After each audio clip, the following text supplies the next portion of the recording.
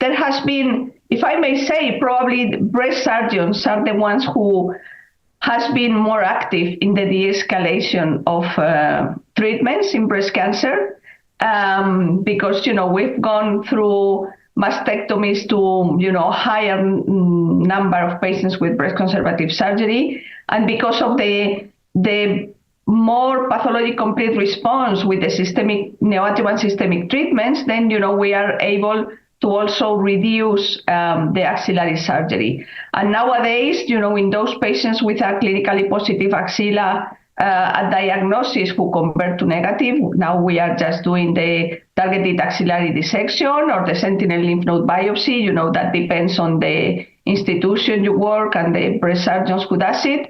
And nowadays, we've seen that many patients can spare an axillary lymph node dissection with no impact on the oncological outcomes, but with a really, really important impact on the quality of life.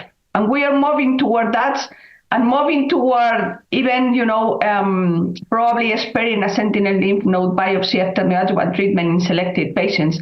So I don't think we will stop doing breast surgery, but I think that we are really personalizing the surgical treatment after the neoadjuvant treatment in breast cancer patients.